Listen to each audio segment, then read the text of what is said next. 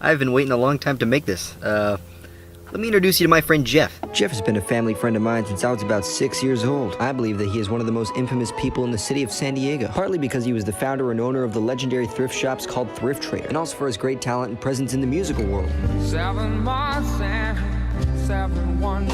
But I believe he's best known for his lively, enthusiastic, optimistic outlook on life. 10 seconds into a conversation with Jeff, and you already know all the stories of his life. He's just the guy to have around, the life of the party at any party he's at. He's also, pretty loud guy. I always knew Jeff as a big-time hustler, like Gary Vee times 1,000. Now, I know it sounds like a lot, but trust me, do I have the face of a lying man? Yes. Are you...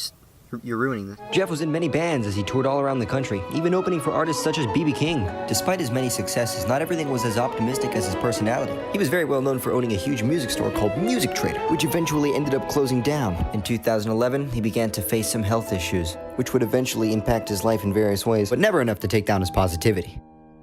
Never. Well-known businessman, recognized for his compassion for others, remains in a coma tonight, almost 4 weeks after he was hit by a train. Good evening, I'm Catherine Garcia. And I'm Mark Mullen. Employees at Thrift Trader are hoping owner Jeff Clark pulls through his injuries. I don't know how it happened. I don't know if he was texting or if it was like related to his heart issues, if he even saw a sign that a train was coming. I don't know. Anyways, here we are, 2018, a whole year later. Let's do this. Yep. Ladies and gentlemen, you are about to learn from the man himself. I present to you Mr. Jeff Clark. Didi Rio. Good to see you.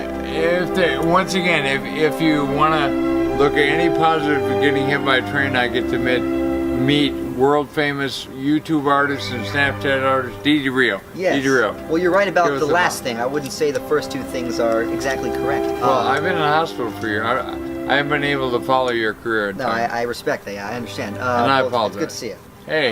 Yeah. Thanks for the time. You know, it's polite to stand up when you shake someone's hand. No, I'm just kidding. Yeah, well, good luck on that. Thank you. What's it like to be hit by a train? Well, the truth of the matter is that I only hear secondhand stories. I guess this is true of people that are in traumatic accidents, like severe traumatic accidents. They have no memory of the accident. Yeah. And I have no memory, but my band, you know, one of the bands that I was playing with, they said I was okay the first show, but as far as the accident itself, I have no memory. I have no memory of that. What's the best and worst thing about getting hit by a train?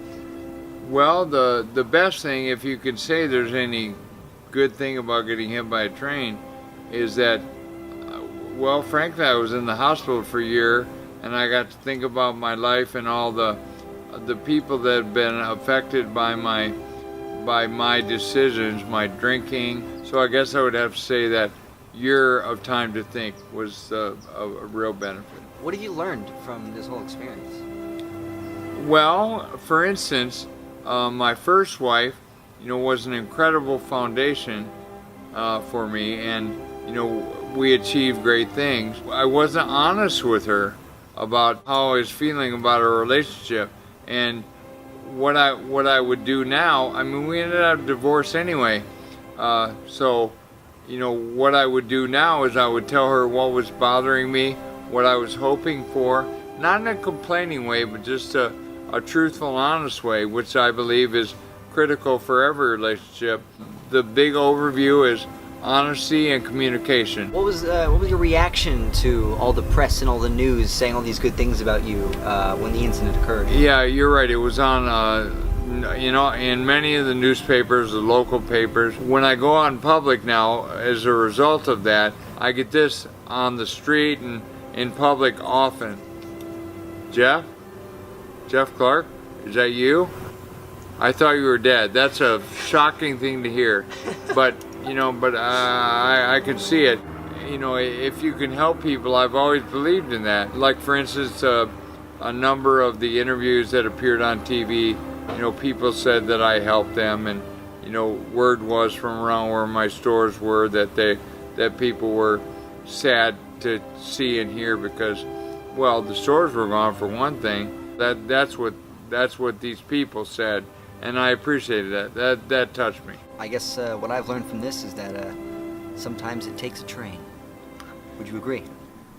Well, you know what? I most certainly, because I do hope to write a book relating the things that I've learned. I just feel like I have such a different perspective on life and relationships and such. And my friend said, sometimes it takes a train. And I realized that, you know, maybe that's the case. Yeah, I'm gonna say thankfully, you know, after getting hit by a train, to, you know, to think about all that stuff, and that's been an enormous blessing. Thank you, God. In the shadow of the old North Church, I courted her, while the pigeons in the gargoyles purred. She sang. Is there anyone who's seen those eyes dismissing her?